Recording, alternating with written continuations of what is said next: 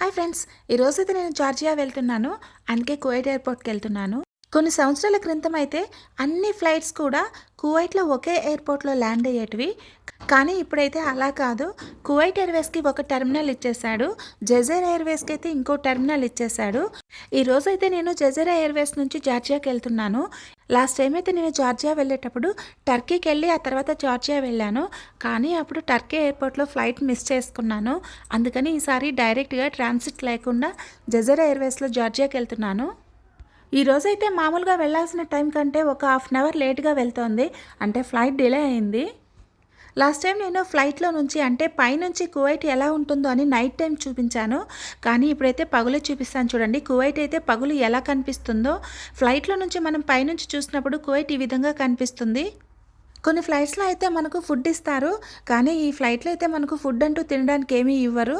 మనకి ఏదైనా తినడానికి కావాలి అంటే ఇక్కడ డబ్బులు పెట్టి కొనుక్కోవాలి. ఫ్లైట్లో మనకు ఇలాంటి బుక్ ఒకటి ఇస్తారు. దాంట్లో అయితే రకరకాల ఫుడ్ ఐటమ్స్ అనేటివి ఉంటాయి. మీల్స్ అయినా కావచ్చు, chips, juice, ice cream, drinks అలా చాలా ఉంటాయి కాఫీతో సహా. మనకి ఏదైనా కావాలంటే దాని కిందే అమౌంట్ అనేది ఫిక్స్ చేస్తారు. మనకి ఏది కావాలో సెలెక్ట్ చేసుకొని అమౌంట్ పే చేసామంటే అది మనకి ఇస్తారు. ఫ్లైట్ స్టార్ట్ అయిన తర్వాత కొంత దూరం వరకు సముద్రం కనిపించింది. ఆ తర్వాత సముద్రం కనిపించలేదు, కానీ పెద్ద పెద్ద కొండలాగా కనిపించాయి.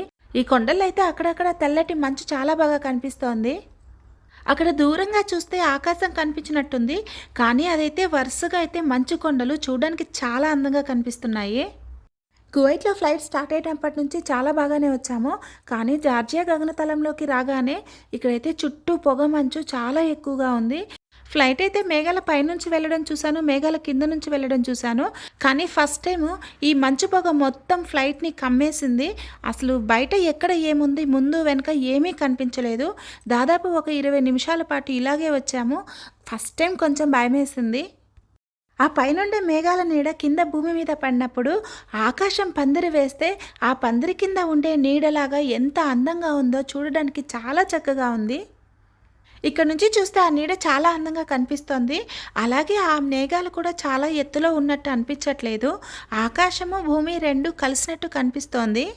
అక్కడక్కడ ఇల్లులు కనిపించేసరికి జార్జియాలోకి వచ్చేసామనిపిస్తోంది. ఇప్పుడైతే ఇక్కడ వింటర్ సీజను. ఇక్కడ మామూలుగానే చలి చాలా ఎక్కువగా ఉంటుంది, ఇప్పుడైతే ఇంకా ఎక్కువగా ఉంటుంది. మొత్తానికి జార్జియా ఎయిర్పోర్ట్లో ల్యాండ్ అయిపోయాము. ఎయిర్పోర్ట్ కూడా చూడడానికి చాలా బాగుంటుంది.